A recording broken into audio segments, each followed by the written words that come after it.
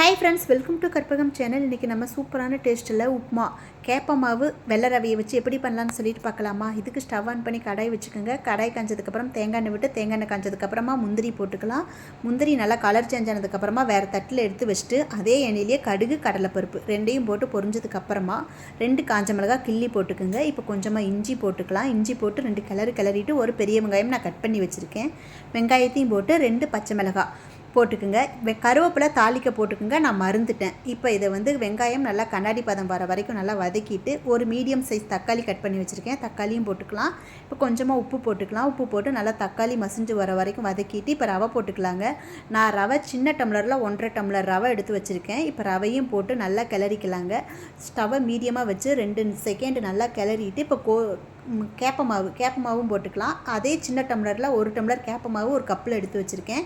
இப்போ மாவையும் போட்டு நல்லா கிளறிக்கலாங்க. நல்லா கிளறினதுக்கு அப்புறமா இப்போ நம்ம தண்ணி விட்டுக்கலாம். 1க்கு 2 டம்ளர் தண்ணி அளவுங்க. நான் 5 டம்ளர் தண்ணி ஊற்றிக்கிறேன். இப்போ தண்ணி ஊற்றி நல்லா கிளறிட்டு கட்டி பிடிக்காமல் நல்லா கிளறினதுக்கு அப்புறமா உப்பு போட்டுக்குங்க. நம்ம ஆல்ரெடி உப்பு போட்டிருக்கோம், பார்த்து போட்டுக்குங்க. உப்பு போட்டு நல்லா கிளறினீங்கன்னா சுருண்டு வருங்க. அந்த டைமில் கொத்தமல்லி இலை தூவி ஒரு கிளறிட்டு நம்ம வறுத்து வச்சோம் இல்லையா முந்திரியும் போட்டு கிளறினீங்கன்னா சூப்பரான கேப்ப உப்புமா ரெடிங்க. இது மாதிரி ஒருக்கா செஞ்சு பாருங்கள். இதுக்கு சைடிஷ் தேங்காய் சட்னி சூப்பராக இருக்குங்க.